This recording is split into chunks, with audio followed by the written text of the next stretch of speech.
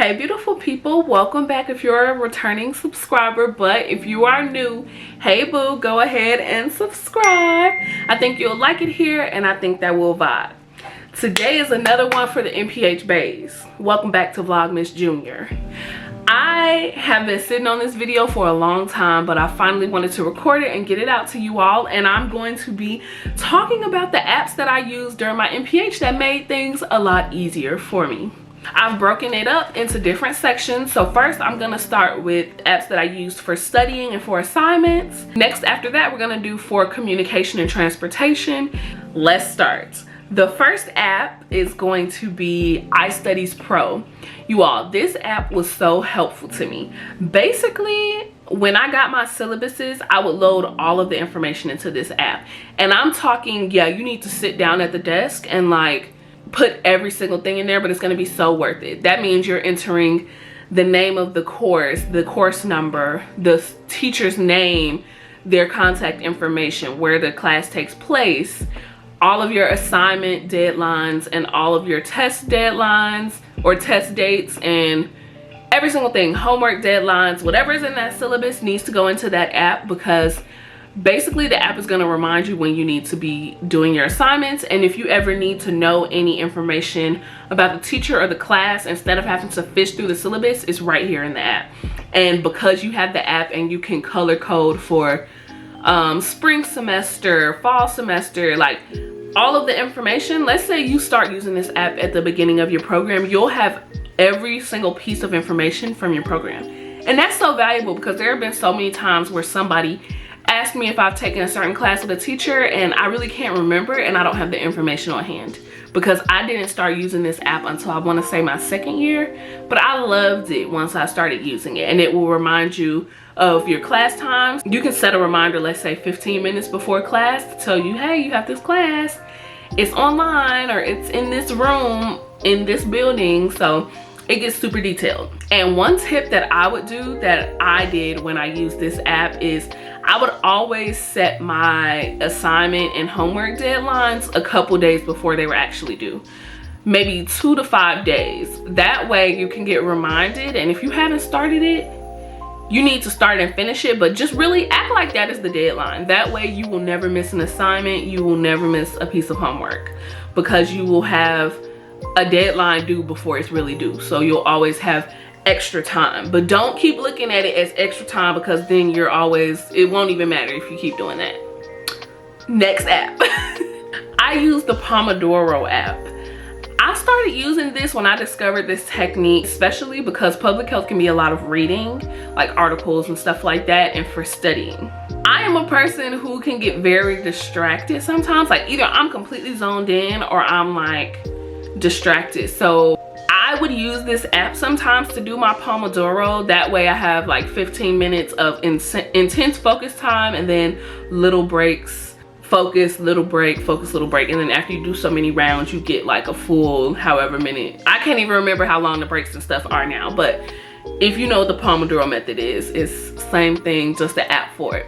And another thing that I started doing that I really liked is I started finding YouTube Pomodoros that I also liked. I would find ones that were like hours and hours long. And two of my favorite things to listen to while I was doing the Pomodoro, especially like on YouTube, search for the Pomodoros that have the fire crackling sound, like, you know, like a fireplace, like a little,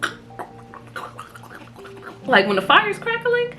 Oh, I love it. It's so relaxing. And then also raindrops, like rain and storm sounds. That and fire crackles were my jam. I loved those two, and it helped me stay focused when I really needed to finish reading something. The next app is going to be Chegg. Y'all, low-key, when I was a student and I was making these videos, I used to pray, I probably should have reached out to them, but I used to pray that Chegg would sponsor me, because I really used Chegg for real. I used it a little bit in undergrad, and then I used it especially when I was in biostats in my grad program.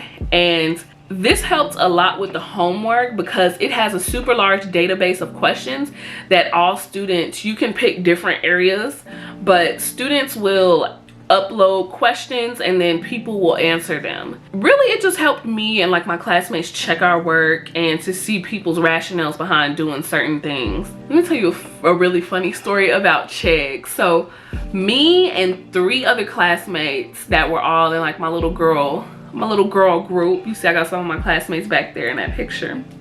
We were all sharing the same Chegg because one of the classmates was like, hey, I think we should get Chegg and use it to help us for the homework.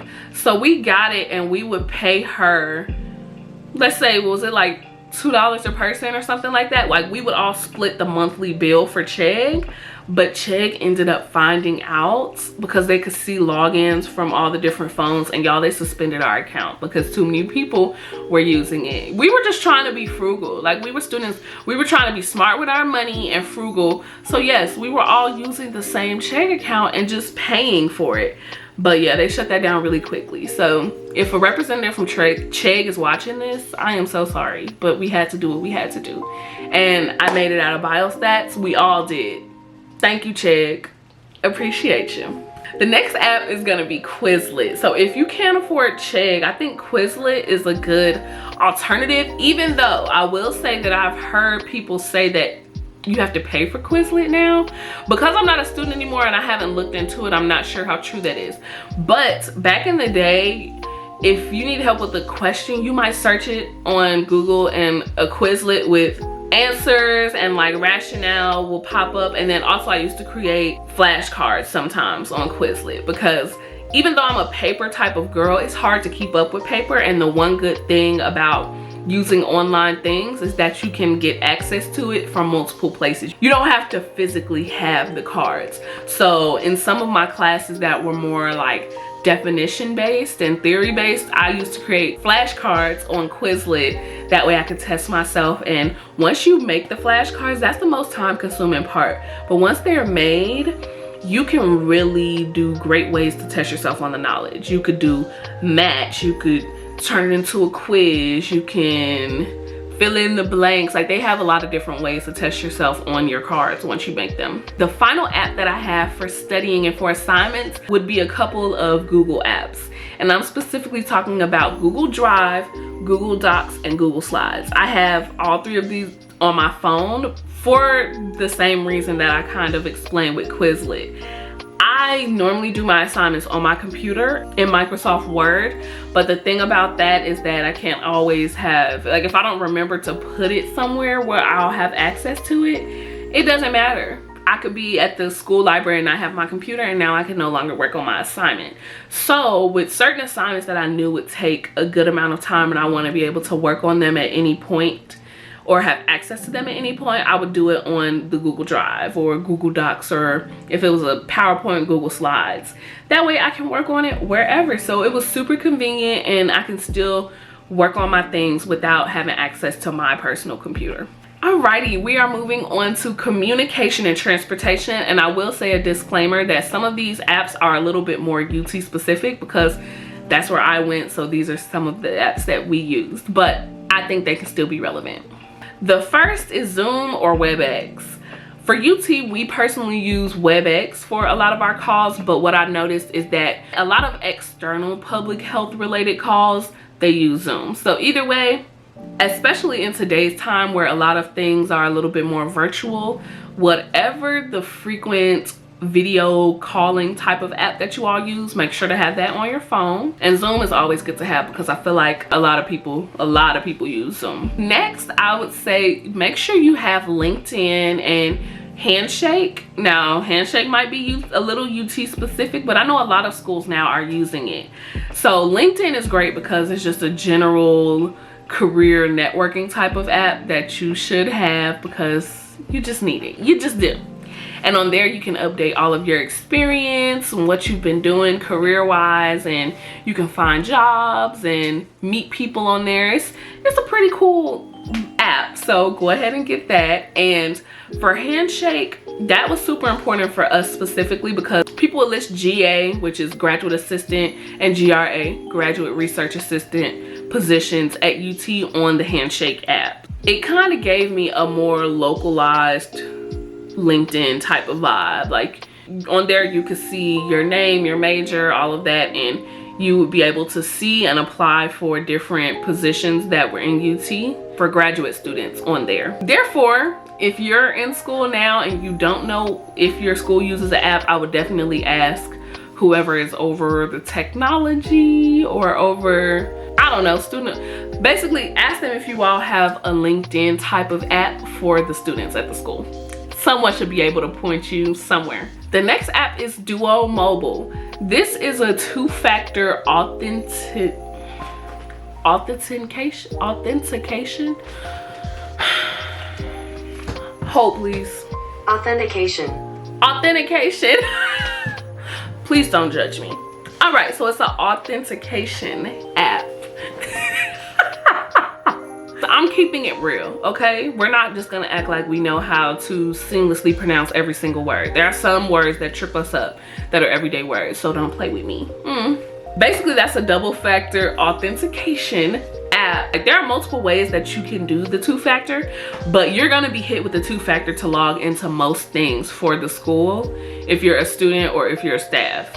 I'm not sure if it's that way for your program, but it's a good app to have if you do have that, because it cuts down on so much time. So basically, instead of them saying, hey, we're sending a code to this number and then you have to enter the code on the computer, it will automatically send a ping to your phone and say, is this you trying to sign in, approve or decline? So all you have to do is press the approve button and boom, it logs you in on whatever other device you're using. That is great. And then what I've discovered, which is why I feel like you should have it even if your school necessarily doesn't use that, is because Instagram also uses Duomobile. And when I worked at the clinic, they also use Duomobile. When you work in health related sectors, they don't play about getting access to whatever server and whatever you're trying to log into. They usually do not play when it comes to security. But most of us have Instagram, and hopefully your double factor is on, because the way people have been hacking these pages, you need a double layer of security, and that app will help, because that way it will let you know if somebody's trying to log in and you can approve or decline it yourself. So I still have that app on there and I use it multiple times a week. All right, double map. So if you go to UT, this is specifically for you, because I don't know what other campuses use, but basically if they have an app for a shuttle system and you take the shuttles to class, you need to have that app. Because I'm a person that will try to fight getting apps on my phone, because I just don't want 1,000 apps on my phone clogging up my space and this and that. But once I got that app and truly learned how to use it, it saved so much time, because basically it will show you where the shuttle is along the route. So you can see where your shuttle is and how long it's gonna get to you. The one thing about it is that the estimates would definitely be off when I would look at that app, but the location is absolutely correct. So once you get a better feeling of the campus and you know where certain things are, you'll be able to know when the shuttle is truly about to be where you are. And this was great because, y'all, I used to be freezing my tail off at the shuttle stops, but once I learned how to use the app, instead of me just standing outside for 20 minutes waiting on the shuttle, I would sit in my car at the parking lot, and then when I saw the shuttle getting close enough where it made sense, then I would get out and go to the shuttle stop and catch the shuttle. So we love that. I have one more app for you, and like I said, this is UT specific, but it's an app that I used a lot, and that is PollEverywhere. So the teachers at UT loved using PollEverywhere, and if you've ever used Kahoot, it's just like that app where you can answer questions and participate in whatever the discussion is or the lecture is about. And the professors at UT used it for participation points. Basically, they want to see if you're paying attention to the lecture and if you're answering these questions along the lecture. And then based on what people answered for the different questions, we would discuss it. Like, okay, I see, well, not me, but the teacher would say, I see this many people answered C. Why do we think they answered that? Or what's the correct question? I mean, the correct answer and stuff like that. But really, it was just for participation. They want to find a way to engage you and make sure that you're paying attention. And I will say that it worked, because if nothing else, we were going to pay attention to make sure we got to answer those PollEverywhere questions. And if we saw one of our classmates not paying attention, we'd tap them and be like, it's PollEverywhere, answer the question. So those were all of the apps that I had on my phone that I used a lot during my graduate program. And I hope that you all found something that you would like. If nothing else, everybody can get that iStudiez Pro app because I loved it. I don't know what changes they've done monetary wise because I don't know if the app is paid now, but back when I used it, it was a completely free app and I loved it. It kept me so organized. I love paper because as you can see, I'm a passion planner girl. I've had this planner every year since like undergrad. And I love being able to physically write down like my schedule and what I have to do and stuff. But this is not always practical because unless you carry this book every single place you go, you will not have access to what's in here. I can't tell you the amount of times that someone has asked me like, hey, are you free on this day at this time? And I can't remember because it's in this book on the desk at home. So get apps. We are in 2022. Just go ahead and get some apps that are going to make your life easier as a student and as a future professional.